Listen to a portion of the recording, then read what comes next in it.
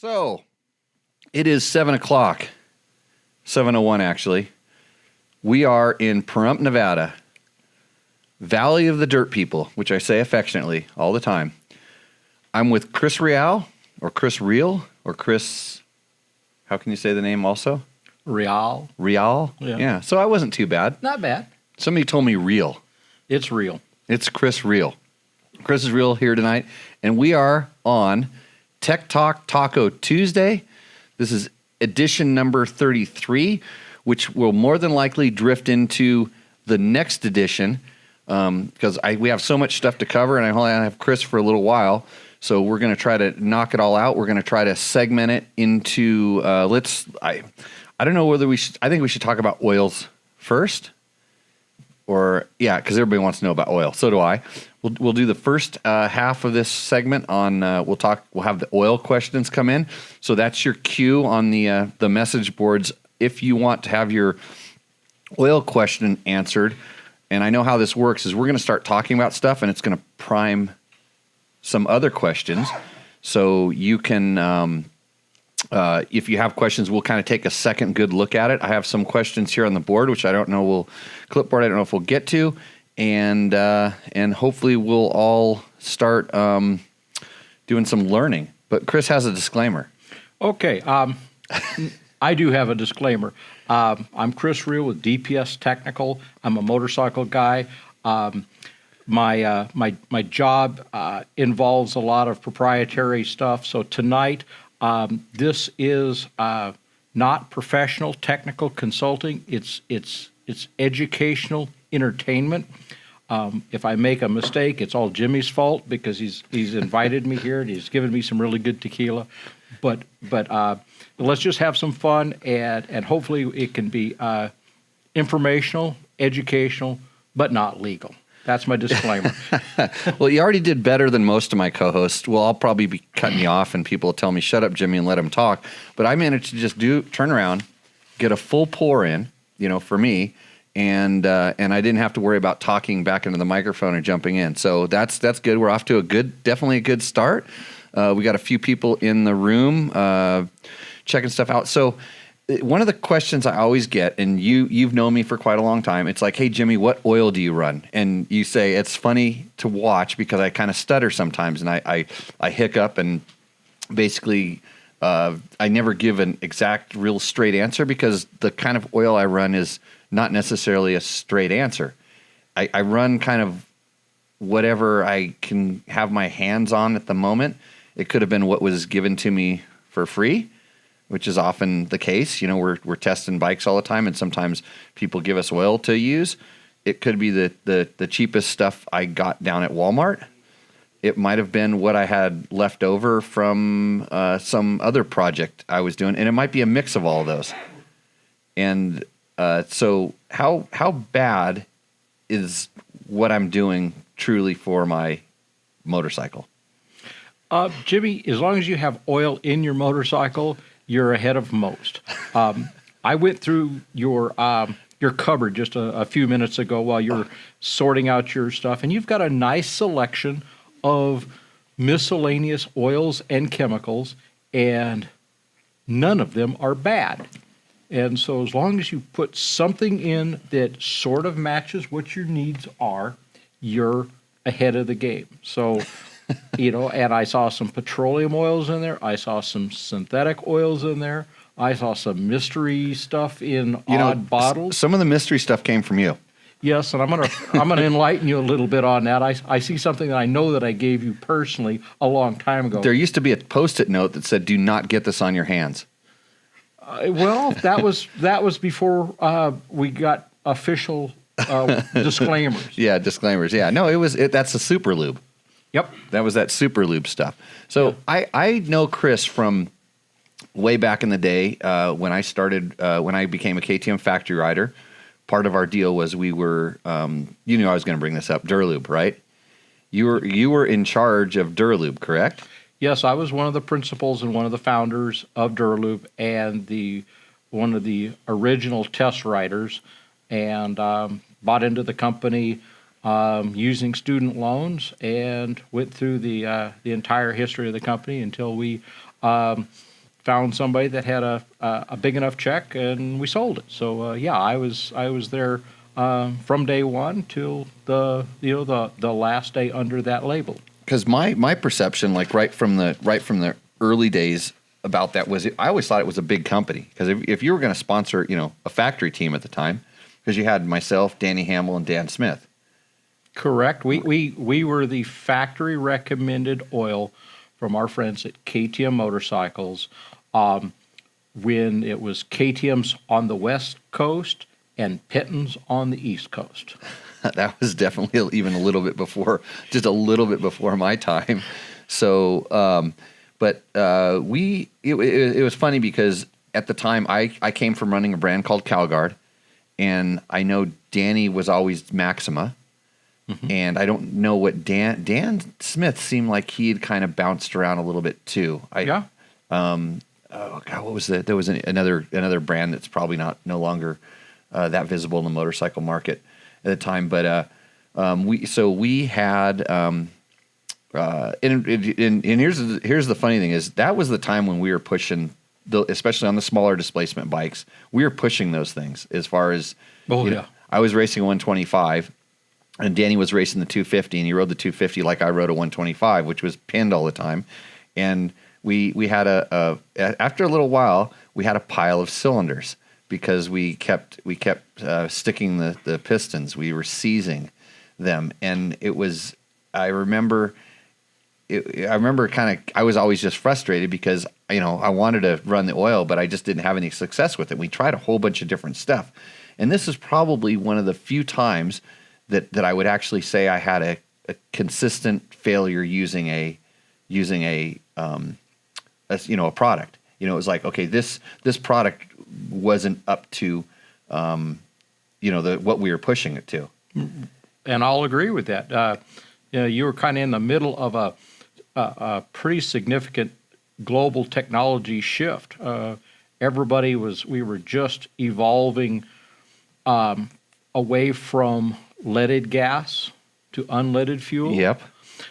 We were evolving from air-cooled designs to early water-cooled designs, and we also taking a look at how the riders were evolving in the speeds. There was a period of time there where a good rider, like Jimmy or Bobby Ballantyne or any of the other guys, could ride beyond the capabilities of the machine. So everything was on the ragged edge, and so we. Oh, I kind of I knew we were pushed. Like I said, we were pushing the 125, and the only guy that really wasn't having any problems with it was Dan. I remember Dan was not seizing his bike, and we were all running F&L fuel, so we had a consistency in the fuel, and our fuel was leaded.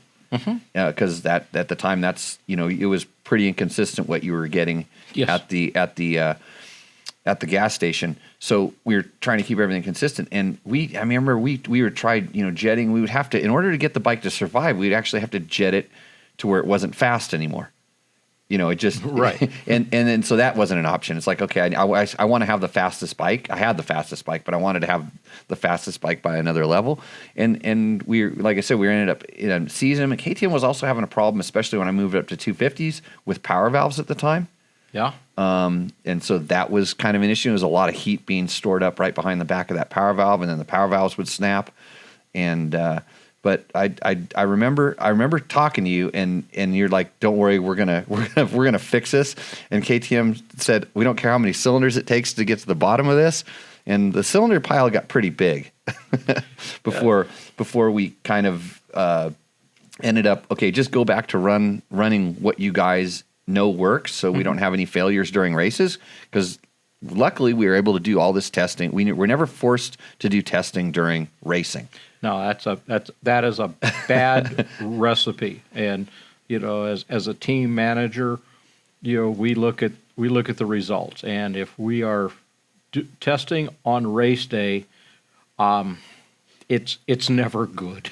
So in the end, and here's the story. Here's the moral of this story, is that in the end, I had a lot of Duralube two-stroke oil, and in fact, I still have some. I have some up at my cabin. We have a lot of containers of it, still the little bottles, and I ran that stuff for till now. How many years is that? 20 years at least? No. Well, since I was not so that was 1985. it was, but I started racing in 89 is when I started riding the KTM. Okay. So how many years is that? Do me do math? I don't do math in this podcast. Well, so 30 years.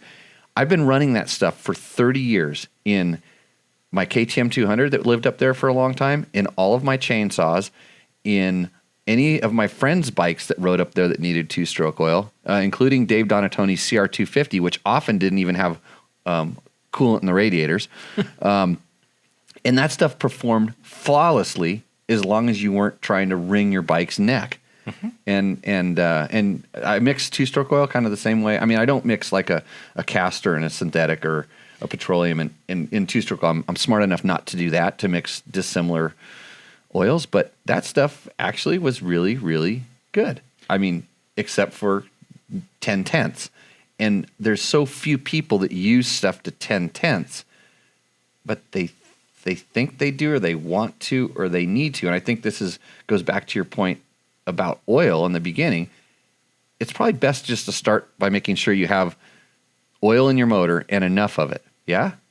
Correct. And also, from our standpoint, the Duralube days, we were one of the first lean mix oils. It was 100 to 1, right? 50 to 1. 50 to 1 when the standard of the day was 16 to 1 Bardol VBA. And when we first came out, everybody looked at us and said, "You guys you're way lost."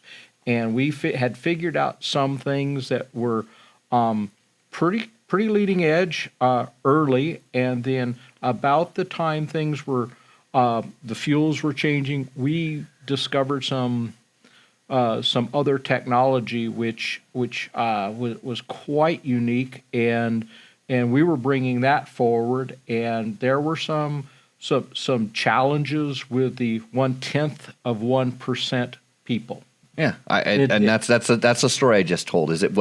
Mine wasn't unique, but here's the bad thing is that like people would kind of find out that we were seizing our bikes. I mean, we basically would go be practicing the bomb run, and blowing our bikes up and then getting towed back. You'd see Jimmy and Danny getting towed back, and Danny could blow his 500 up, unlike Dan, because he rode it like a 125. And so they'd see us getting towed back to the truck, and they're like, "Oh, bikes are junk." And then of course KTM's like, "No, the oil's junk." And then like we're like, "No, it's just we're testing stuff and we're trying to make them faster, and you're trying to answer the questions." But in reality, it wasn't there were probably 15 to 20 other guys that I knew of on that same line running the exact same bomb on all different kinds of bikes running Duralube, and they weren't having the problems that we were.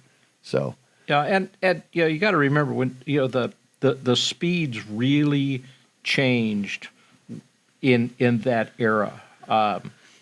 Suspension, brakes, motors, everything was evolving rapidly, and we had a bunch of custom fit pistons. The scuff marks matched the scuff mark. The pistons matched the scuff marks on the cylinder.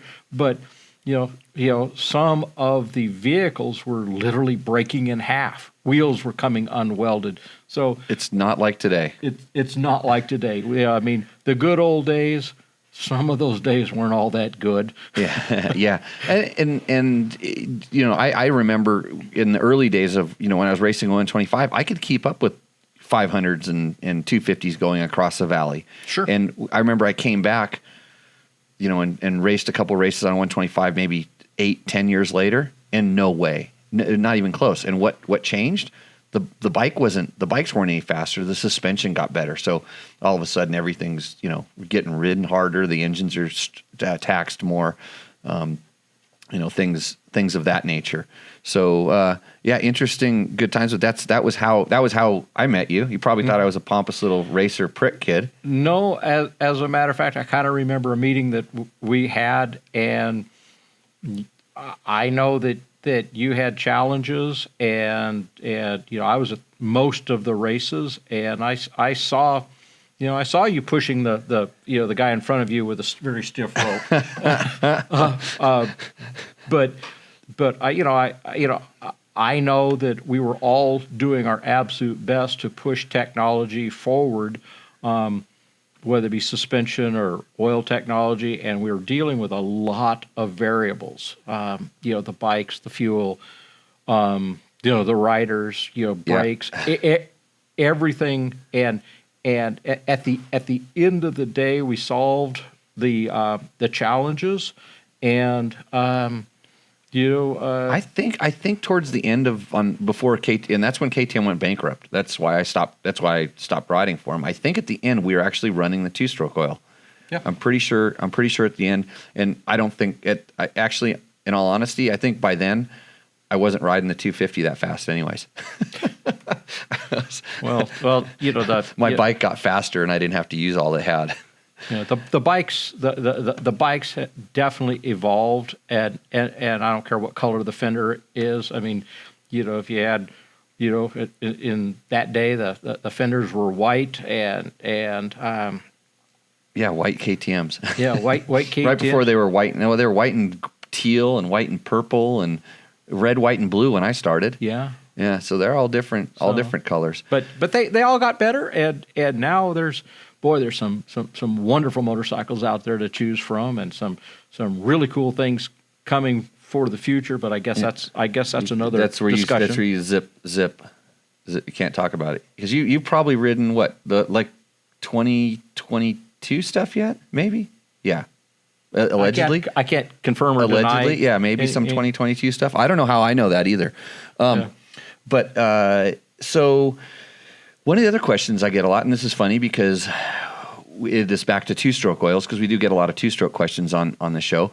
So now KTM recommends 60-1 in their, when you're mixing gas. Like currently in the SX is the only one that you're mixing gas in anymore. But the last few years of the carbureted bikes, especially the Mikuni, they recommended 60-1, and everybody was having all these jetting issues, and us included, because I kind of refused to mix a high-strung 2-stroke that I knew I was going to be pinning across the desert or on a motocross track at 60-1.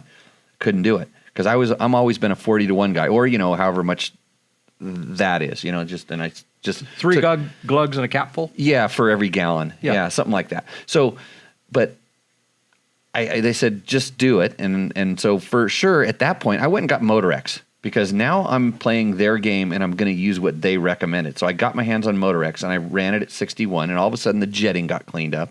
All of a sudden the bike ran better with the stock jetting, and everything was right. And nothing went wrong. I didn't seize it, didn't break it.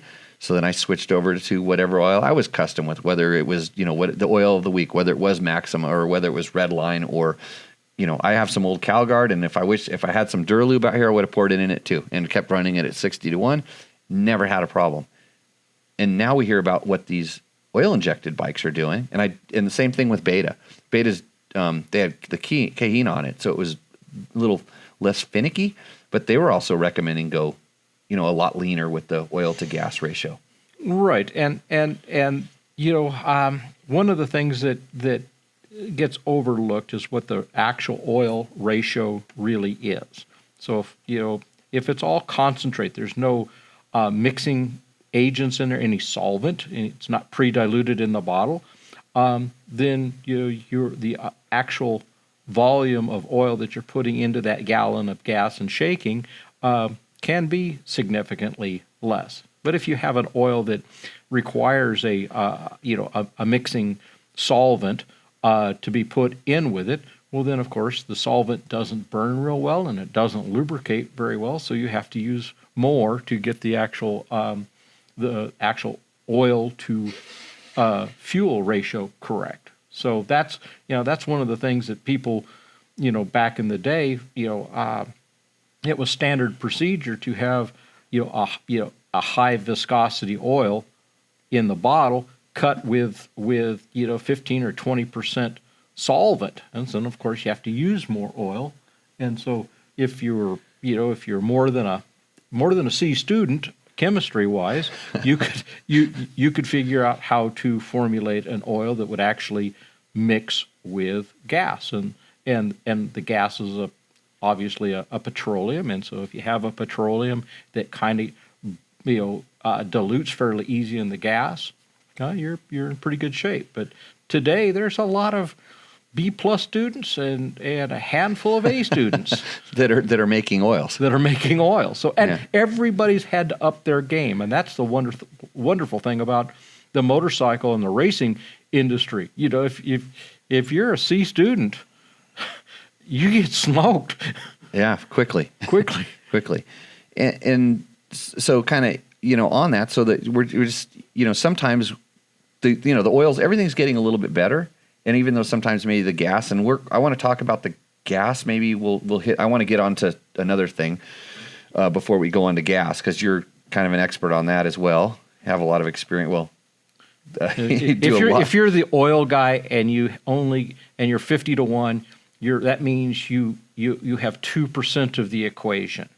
That means you better know what the other 98% of the equation is, because right. You're going to get all the blame. Right. We're going to get onto the gas here in a little bit. So the other big kind of question that we get a lot about here is people say, what's the best 4-stroke oil to put in there? And you go across the board, and it's just like 2-stroke oil. Everybody has their favorite brand, and the one thing that keeps coming up, and I'll use the brand name because it's the one that seems to be the most popular, is Rotella. Yep. The Rotella gets kind of popped up. The diesel oil, the 1540, I think is what it typically is. Yes. that people go to. And for a while, there was a few of the aftermarket clutch manufacturers that were recommending it. They were the first ones that really publicly kind of came out. But in reality, that oil is not technically designed for what we are doing. True. Now, I actually took the time to go in and look at the bottles and look at the standards, that the letters, the API and the SNs. So you dissected the alphabet soup? I don't know what, I don't know what, but I know there's the JMSO? JASO. Yeah. The Japanese Automotive Standard Organization. And then there's MO and MA, right? MA and MB. MA and MB. And so that's a motorcycle specific standard that was developed for motorcycles in Japan, or it was a testing procedure developed with a motorcycle bias, correct? True.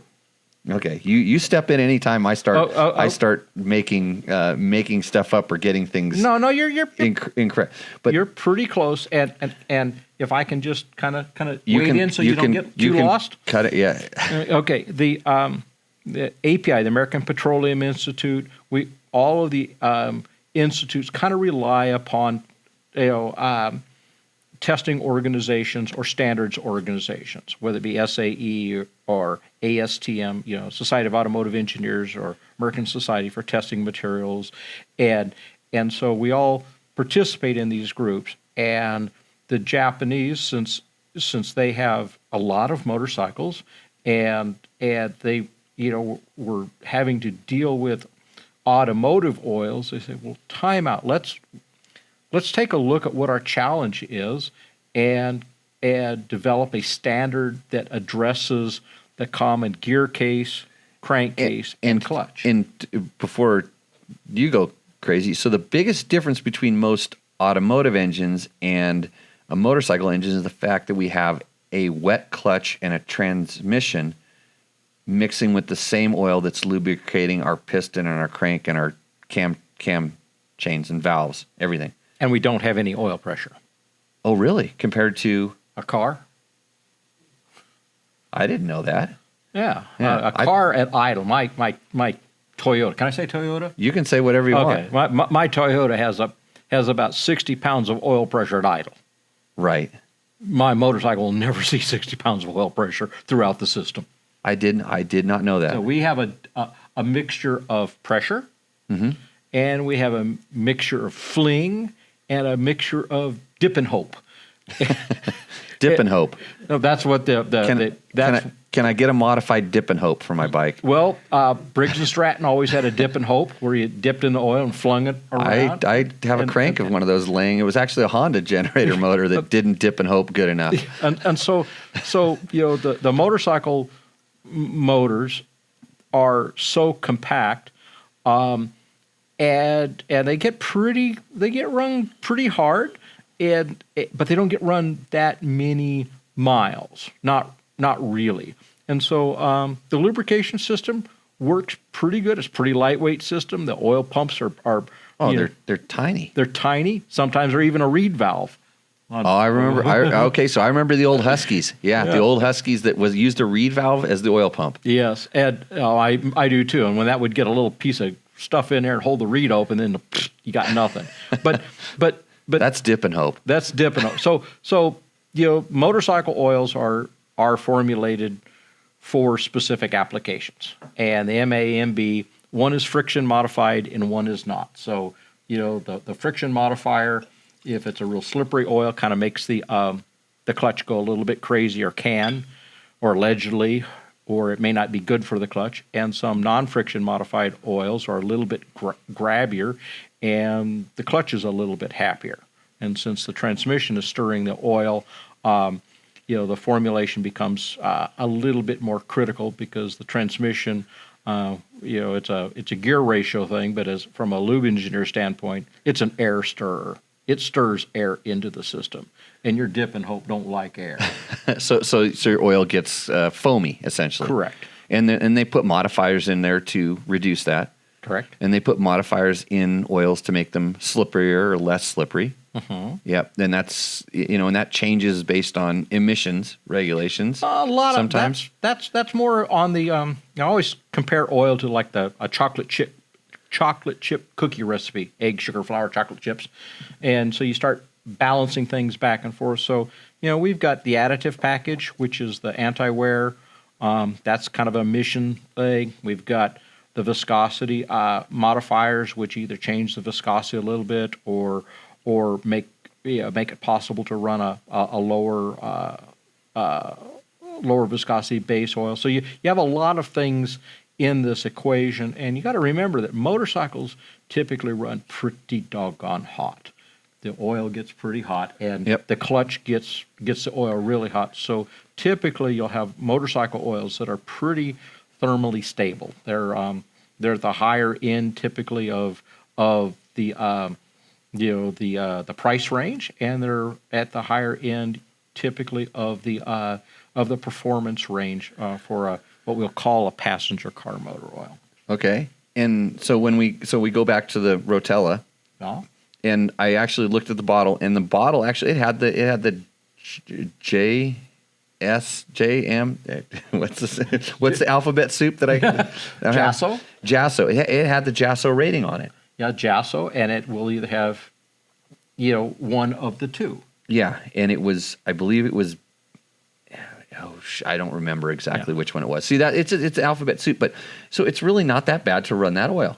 Yeah, the challenge that we have is, diesel oils, your heavy duty truck oils, very often they're kind of overbuilt in some other areas, and for extreme pressure, and extreme fuel dilution and additive control, and the deposits that we get from diesel.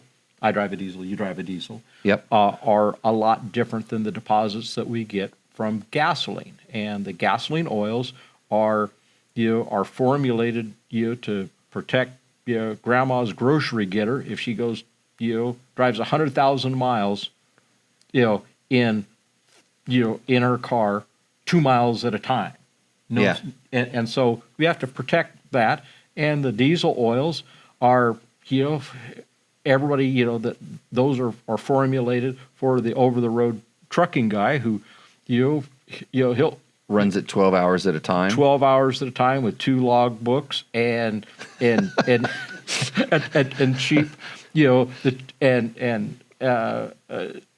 cheap and sometimes very dirty fuel. So, so the deposit control side of that is a big consideration. And probably not ideal for a motorcycle. Well, not ideal. But us motorcycle guys, we change oil frequently. Do you think way too much? No, I'm used to being in the oil business. You should change it every 50 feet and pay retail. I think I said I was working on a video about the Honda 450X, and then one of the things I said is like, you can look at what the manual specifies and stuff, and I think that's a very, very safe and extremely conservative oil change schedule. And it's not going to hurt it unless you're not very good at changing oil by doing it more often. No, it's actually good, and you got to remember that motorcycles, you have some guys that never get the oil really hot, and other guys that I'm that guy that will take that 450X and ride it 60 miles across the desert. Hard, and so.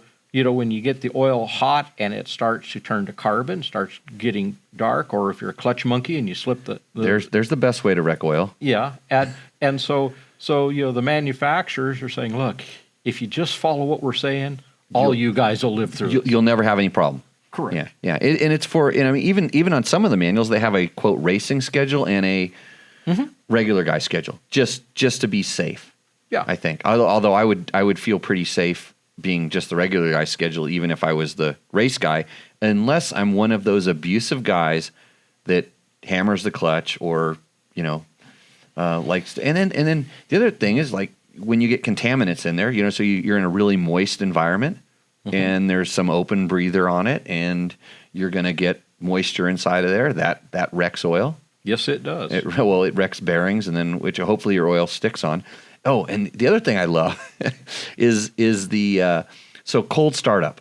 Yeah, people are so worried about like, oh, is my oil gonna be there for me when it's a cold startup? I have a theory on this. Well, that's what the two numbers on the oil are for. 5W30. Let's dive into that. Okay. Well, the first number 5W is a viscosity rating.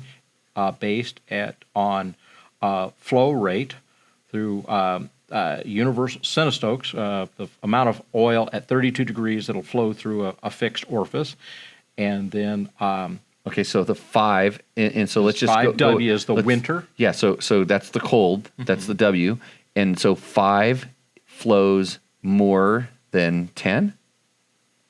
Yes. Okay. And I always get confused when we started getting up to the 80s and 90s. But okay. We'll separate 2-stroke from 4-stroke. Right. Okay. Right. So there's 0. So you have 0. You have 0 weight oils and 5 weight oils and 10 weight and 15. And so the higher the number, the more it's going to flow. No, the other way around. The other way around. The thicker it is. Less viscous. So the number is the viscous, which means how thick it is. Resistance to flow. Resistance to flow. So the 15 doesn't flow nearly as good as the 0 when it's freezing. Correct. Got it. Okay. Just want to explain that so everybody kind of has that because I will forget the difference between the 0 and the 15 probably in 30 minutes. You can quiz me. Well, just remember that the W next to the first number doesn't stand for weight. It stands for winter. Winter. Yeah, I knew that. Okay. Yeah, and then, I learned that 3 or 4 years ago somehow. And then the other number is the oil's viscosity at 212 degrees. Which is boiling. For those of us that paid somewhat attention in that class that it teaches about that stuff. Well, that's boiling at kitchen. It's home economics. It's boiling at sea level. Home economics is where I learned how to cook spaghetti, which is what I lived on while I was going to school trying to be a motorcycle racer. Okay, so back to the number after the W. So 15W, 40, and 40 is on the scale of what's the normal range you see is like usually 30, 40s, some 50s. Well, you see different ranges for different applications. So cars, 0W20 for startup and for fuel economy and for engines that have a lot of oil pressure. They're engineered around the lower viscosities. The motorcycles are typically engineered around the higher viscosities because we don't have we don't have good oil pressure, and so typically we'll have a 10W30 probably at the lightest, and very often we'll see you know, 10W50s, or in the old days, 20W50, or Yep. or if you're really old, you might have a straight weight oil. A nice 30 weight. Oh yeah, That's yeah. for the tractors these days. Yeah, and Yeah. and so so when you start looking at what are our engines designed around, our engines are designed around our needs and what the manufacturers can build to meet our needs, and for us to have good results with them. So now I'm going to ask about, so like the gear oils are generally 80 weights and 90 weights. Yeah, and they're not rated, and this is what confuses everybody. They're not rated on the same scale. Oh, okay. So like a 80W 90 gear oil, you say, oh my gosh, that stuff is so thick you got to scoop it with a spoon. An 80W 90 gear oil is about equivalent to an SAE 30 motor oil. So in this, but this is even true in automotive applications when like the differential fluid that you're putting in, it's 80 or 90 weight. Because I always wondered about that, and so I'm learning something here pretty interesting, because some of that stuff does pour out like honey. Yeah. And by the way, I watched a really interesting YouTube video that I'm sure you can search out, where a guy ran his lawnmower motor on honey for a while. And then even more amazingly, and we'll get to snake oil, he put Marvel Mystery Oil in it after it seized and got it to fire up and run again. Sure. Pretty good. I mean, and it was seized up. He took it apart and looked at it. It was truly amazing. But so back to the oil. I always get on these sidebars because I want people to start. I don't want them to watch us. I want them to go on the other window on their thing and start searching out, like, a guy runs motor on honey, and then they're going to watch, while they're listening to us, they're going to watch a Tecumseh motor just blow up after about like 30 minutes. By the way, the honey was actually a pretty good lubricant as far as he was concerned. Have you ever tried Coca-Cola? No, I don't have that many motors laying around that are working, because if they're working, I'm going to put them to work. Yeah. Okay, so back to the gear ratio oil viscosity. The gear oil viscosity. So it's a different scale, and it's for a different purpose. Correct. The viscosity scale is different, and the application is different, and the chemical structure is different. Motor oils, if we want to get into this a little bit, they're sulfur, phosphorus, and they've got some zinc, and they've got zinc and calcium, and the gear oils are sulfur, phosphorus, that real pungent odor that you smell when you're towing your trailer and your gears are starting to get a little hot. That's a different type of anti-wear additive package, and that's really good for that application, those loads. But it's if you mix up the bottles and you put gear oil in your motor and motor oil in your differential. I've personally never done that, but I've known people that have done that, and I've actually taken some motors apart that people have done that. They inadvertently put gear oil inside of their motor, and it ground it up pretty good. Yeah. Especially the piston. Yeah, it doesn't like that. It doesn't like the high. It doesn't seem like it likes a really ridiculously high heat, and it doesn't like the aluminum versus. Yeah, from a metallurgical standpoint, it's we call that challenging. Good. So and of course they always say, oh no, this was the right. I'm like, something's, and you could smell it. I mean that. Oh yeah. You like, you just talked about the gear oil smell. You could smell it. It's like, dude, what'd you run in this thing, or what was wrong? It's like, whatever. And again, when something goes wrong with your motorcycle, ask yourself, what was the last thing you did? It just kind of like one of those Jimmy things that he just says to people all the time, and it's like, Jimmy, you're being a dick. And it's like, no, I'm just saying something that often will help solve a lot of problems and make everybody's life easier if we just admit it. So, good. We got a couple really good questions here that I want to.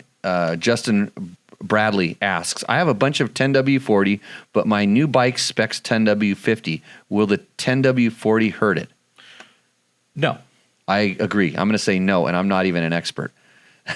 And Mark Daniel says, lots of good information that is being given out for free. And I'm going to say no, because I'm not an expert. But listen to him. Can I back up one? Yes. The guy with the 1040, 1050? 1040, 1050. He will probably notice lower oil pressure because of how the pressure sensors work. So the higher the viscosity oil, and I don't know what kind of temperatures he's experiencing, but that's pretty common to have a drop in oil pressure when you drop viscosities. Yep. And then David Brown asks, is it because the motorcycle manufacturers don't want to rely on high oil pressure? So I think he was asking, is that why they have a specific type of oil that they want us to run? No, the motorcycle manufacturers are building high performance engines, and if we go to something where we have to have a lot of oil pressure, it's gonna take a little bit of power. Yeah, it takes power. It's gonna take power, and then also typically when we go to higher oil pressure, we go to lower viscosity, and when we go to lower viscosity, if we get crumbs of dirt, debris in there, like from the clutch or the transmission, then the tolerances get tighter and we start getting into abrasive wear. So the motorcycle manufacturers are saying, look, let's keep the tolerances kind of wide. That lets the crumbs of the abrasive wear materials go through. We don't have to live on such high oil pressures. And I'm speaking right now. We're at dirt bike test, right? Dirt bike test. So yeah. we're talking primarily about dirt bikes. Now, if we were having this conversation, if this was super bike test, and we had Formula One style engines that had really tight tolerances and big oil coolers and tons of oil pressure and lots of RPM all the time, my answer might be a little different. Yeah, that's that makes perfect sense. So another question here, and this is it's from Tom Van Bever. Remember Tom Van Bever? God, good old Tom. From the old. He used to write the cycle news stories back when I was racing. Him and his wife. And Tom is a wonderful guy. I got some stories about that man. Yeah. So well, good. Maybe you're gonna have to break him out here in a second because I think he's gonna beat you up a little bit. Anyways, I started using Duralube in the early 70s, says Tom, and I always liked it. I never experienced a seizure with it, and it always seemed to burn very clean. Was I imagining the clean burn, or am I right? He's right, and especially if he was doing it at the recommended mixed levels. Right, and what a little history going back. There were some lubricant technology that was coming forward that was pretty cutting edge for the day, and there were we started all using a high viscosity material that provided good hydrodynamic lubrication, and we found that when it actually was in the combustion process, there were 3 companies that kind of figured out that actually made a cooling gas and stabilized the combustion process, so detonation wasn't as prevalent. And so which was definitely a problem on some of the bikes. It's definitely a problem. And so if I can tip my visor to some people that definitely were pioneers, they're the 3 companies that did this are Bob Weeman, who was the principal at Intercontinental Lubricants. People in the East knew them as High Point, and in the West we knew it as Spectro, Golden Spectro. That's what Dan Smith used to run, I think. And Bob was a prince of a guy and a sharp son of a gun. He kind of came across some things to solve a problem, and then Bob Lancaster, Mr. Torco, the founder of Torco, he figured out he stumbled on this, kind of the same way, and said, man, if this does some things that I really like, from low smoke and low particulate, and Duralube, myself and a couple other guys started looking at some of these food grade pre-synthetics that did some things that we like. So, Tom Van Beveren is like, this oil, when it burns clean. Yeah, we were converting a high percentage of the oil from an oil actually to a combustible gas. And that's where less smokeless. Remember, well, and PJ1 got on that kick. Yeah. They were the smokeless two-stroke oil. Yeah, Harvey from PJ, good guy, good brand, innovator. But the three of us, we got on the 32 to 50 to 1 ratio early on because we discovered before a few it was things. Cool. Yeah, before it was cool. We were so far. You didn't like the smell of castor, is what you're saying. I love the smell of castor. That was the hardest thing. I for a while, and this is another one of my favorite brands that I ran was Rock Oil, and Rock Oil had strawberry scented two-stroke oil. And they sent it out to us when I was at Dirt Rider magazine. They sent us a sample of this stuff, and it kind of said not for really racing use. It was more for scooters in cities and stuff. They didn't want it to smell bad, so they had this. I used to run that stuff all the time, especially trail riding, and my perfume smelled nice when you were riding behind me. Yeah. So there's always interesting stuff going on. Okay, so I got another question from Tom. Is Duralube still available?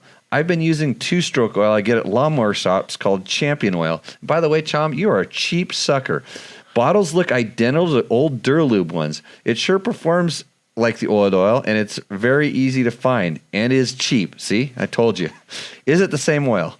It's the same chemistry. A little history. Duralube, we evolved into multiple markets, motorcycle being the most visible, but we also got heavily involved in mopeds and ultralights and power equipment. And we found that because you could make money there. We made money there. The motorcycle stuff was good. It was high visibility. It was fun. It's fast paced, but the low emission 2-cycle oil for power equipment really stabilized us. And to answer Tom's question, the root chemistry that we brought forward with the second generation Duralube, when we sold the company, that went to a private packager, Champion Brands in Missouri, and they've brought that kept that product going forward, and same bottle. Well, we owned the mold. Yeah. We came out with our own 12.8 ounce bottle, owned the mold, and that was one of the assets that went forward. So it's very, very the root chemistry is very, very close. And for Tom, I know that he's a fellow vintage guy, and can he run it in his vintage race bikes? Because they're all Ariels and BSAs. Oh, and he's got 4-stroke ones. Well, he's also got some lovely little motorcycles that are 2-stroke, and what he's doing is just fine for him. And yes, the oil, and that's another one that we look at on. Hey, Bob, if you eat all my tacos, I'm going to turn this camera around and point it at you. I mean, right now, because I'm getting really hungry sitting here. But keep going. Yeah, but the oil, the lawn and garden oil for a low a low demand application is just fine. And I can honestly say I've never run lawn and garden oil in any of my motorcycles. Just for the record. Liar. No, I'm serious. Unless that's what you're calling Duralube. No, well, they were a little bit different, but the root chemistries. I'm being mean. I'm going to apologize to you right now because I usually have Logan here. That's what he's supposed to do is sit and write apologies. But like I said, I was stoked that you guys you guys coming on to that KTM factory team back in the day was probably the reason I was able to get a factory ride if I really break it down. Whatever financial support that you kind of brought into that program and made that thing work. It was big. It was really a huge commitment from a small company, and and it was a true partnership. I mean, I have to say that, working with Ted Lapidegas and Rod Bush and Don Rosine and all of the people there, we believed in each other. When times got tough, we all kept going forward, and So I was always thankful, and I'll tell you how much I was, because CalGuard was a brown oil and you never saw it. And you could tell when somebody was running Duralib, because you'd always have the little red on your white gas tank. You'd have that little red ring, because you'd spill a little bit and that oil would stain. So I always made sure that I had a little red oil around the top of the thing, and people would say, "You really run that stuff?" And I'd say, not right now, maybe at the end of the race that I just run, but like actually in my practice bikes, I ran it most of the time because. So, anyways, I'm going to quit beating up you about that. No, it's history's good because we learned a lot, in our histories, and I remember. It's not a mistake; it's a lesson. I mean, it is a mistake, but if you take a lesson out of it and you learn something and things get better for it, if we didn't learn something, we'd all be riding 72 bull tacos. Yeah, thank goodness, right? Right. Jimmy, why don't you do vintage racing? Because I don't want to ride that. I like to look at it, maybe one lap just to feel it. Hey, I got another question here. This Adam, a guy named Adam, commented on one of our YouTube videos about our KTM 350, where I talk about how the engine is audibly noisier than like the previous version, and this is the 2019 bike. And I have a 2016 also. Actually, I bought the test bike that he's watching the video on. That's how much I liked it. But he says the motor rattle you actually hear is the shitty stock cam chain tensioner. He says, get the Dirt Tricks tensioner and avoid the stock one breaking, like many have already happened. Well, so I'm going to go off on my little tirade about, like, I really don't think that many KTM cam chain tensioners have broken. I've actually had on my 16, I've had one get sticky, and at low oil pressure, like you're talking about, it wouldn't, because it uses oil pressure to expand. There's a small spring in there, but sometimes there's the some contaminants or whatever gets in that sliding sort of piston, and it doesn't open up. But so I had it. You had to rev it up, and all of a sudden the cam, the loose cam chain noise would go away. So I have had that thing. It's not that huge of a problem considering that bike had 340 hours on it before it went, and it's still going. But so the audible, the one I'm more curious about is like the audible noise that we experience. They're trying to get more horsepower out of the bike. So a lot of times they're looking to reduce friction, correct? Yes. And that reduced friction tends to increase a little bit of the noise. Yes. There's more rattle, and especially there's more radiant. Fluids, the heavier fluids and different fluids do buffer some sound, and also things to aid in heat dissipation and reduce weight. Things get a little bit thinner. Yeah. And can you get more horsepower with oil? Absolutely. Is it worth it? Like, what's the? There's no free horsepower, right? There's nothing free. So you're going at that point. You're going with like a lighter viscosity. True. And so maybe it's not. What's the disadvantages of doing that? Okay. Well, I'll go back to, and I play with a variety of racing applications, and so if you have enough oil pressure, you can run a lighter oil. Mm-hmm.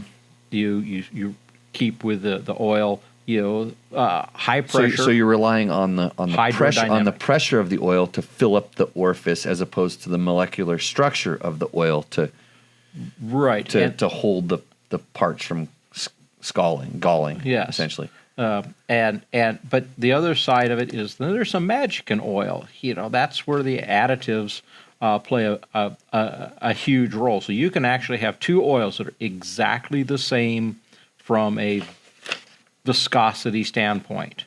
They spec out the same, and you have one that has a lot better frictional properties than the other.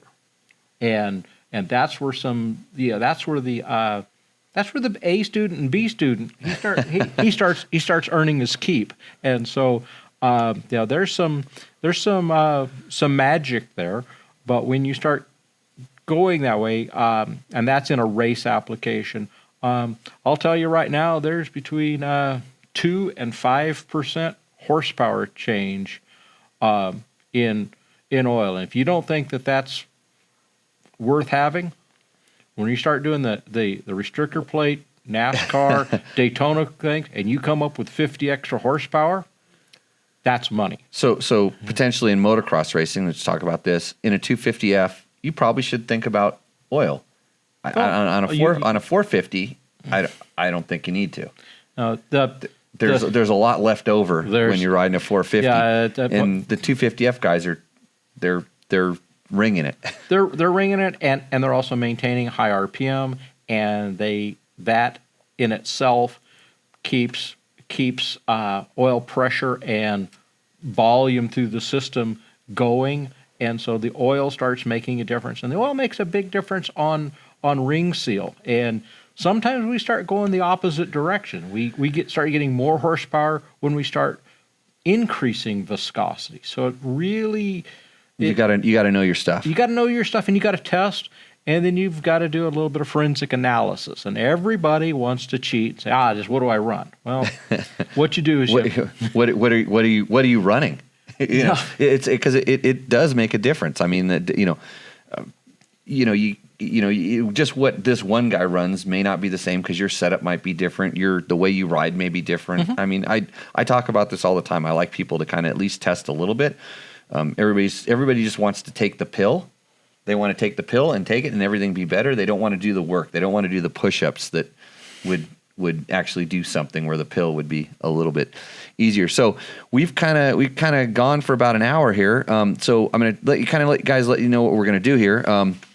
We are going to wrap up this particular segment. I'm going to shut down the Facebook Live here, and we are going to we'll start everything up again, and we're going to do a second segment, which if you're watching this one now in the future on the YouTubes or wherever it is, listening to as a podcast, Chris will be back on another episode, and we're going to talk about why emissions bikes are emissions bikes, and we're going to talk about regulations and changing gasoline and sound and all of those things that are just completely confusing to everybody that says, why don't they just make it like this?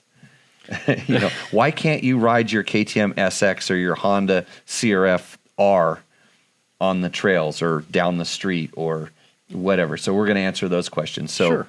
So if you're out there, we're going to shut down. I'm going to eat a taco. Chris is going to finish off a little bit of his tequila. By the way, we are drinking both Clase Azul and Loma Azul. Azuls must be good. Tonight, for those that were asking, and hopefully, actually, I'm going to see. They've got a couple questions. Does two-stroke oil have a shelf life? No. If it's synthetic oil, no. If it's bean oil, it will spoil if air hits it. Is that true? It can. You can start getting some degradation. Spoiling is a good word for that. It can actually start generating some bacteria. So, some of the vegetable products don't have quite the purity of a refined or. So basically, stuff can grow in it. Oh yeah. Can stuff grow in? Okay, can stuff grow in the bowl of a carburetor? Oh, it can. It can not only grow; it can produce flowers. So, we never really hit on ethanol either, did we? Well, ethanol it is going to be a big topic for everybody. A bigger topic, and get used to it, and just learn to live with it. And we're hoping guys like you are going to help solve it. There are some countermeasures, and some are easy, and some are not so easy. But the industry will solve it one way or another, and I'll leave it at that. It might be chemical, it might be mechanical, or it might be global design. Yeah, So. and this when we talk about the emissions compliant bike stuff, we'll dive in a little bit to the ethanol and just different gasoline issues. So we'll see you on the next one. So for Chris Real, Chris Real, and go ahead. Where can people find you if they need to get motorcycle oil questions? Well, things. You're not going to answer all their emails. I'm not going to answer all your emails. I'm sorry. That's Jimmy's job. You got to ask him all those questions, and then he'll invite me up, and we'll have tacos again, or tequila. I own DPS Technical or dpstechnical.com. You'll find a little bit of information there. We try to. We don't have a brand. It's definitely more of a business to business application. Yeah, I don't have anything to really sell you. I'm not trying to sell you. I'll tell you what he sells you, and he doesn't do this. He has helped me do sound testing for Dirt Rider magazine, and was very proactive in a lot of the sound testing that helped us keep our riding areas open, which is super important. Motocross tracks open. Advised, if you knew what he did in the background, you would be thanking this guy. So, especially if you're in the industry and you're listening to this and you need help in the oil business, in the sound testing business, in the motorcycle safety and certification side, he's definitely one of the main guys to go to. Yeah, we test vehicles and cars too. Cars are a big part of our business. How about those little scooter things? Those 3-wheeled scooter thingamajiggers. Remember? Oh yeah. The ones that balanced or something like that. Yeah, the technology is a funny thing. It's some of it you say, wow, a tricycle is supposed to have one wheel in the front and two in the back, and pretty soon we got backwards tricycles and three-wheeling's a good feeling. Yeah. No. My business, we're really focused on keeping motorcycles and riding areas open. I'm kind of the sound guy. I also help the manufacturers through some challenges with emissions and regulatory stuff. And I'm a motorcycle guy, and I really like riding motorcycles, and I try to keep the riding areas open. And I like running race teams and being involved. So he's way smarter than me, and he talked long enough so I could reach over and have a sip of beer and not have to look over my shoulder to see if the little kid next to me was going to talk. So Logan grew up. And by the way, everybody, good to see you in the room. We're going to sign off for a few minutes, and we will see you back in a few minutes. If not, and by the way, remember we have that call-in number. Gabe is sitting over there patiently in this tent we built out of plywood and foam board. He could be killed at any moment if it collapses, and he was hoping to take your calls, but he's probably pretty stoked that he didn't have to do it this time. So with that, for Tech Talk Taco Tuesday, for Chris Real, this is Jimmy Lewis, and hopefully we will see you out on the trail. Cheers.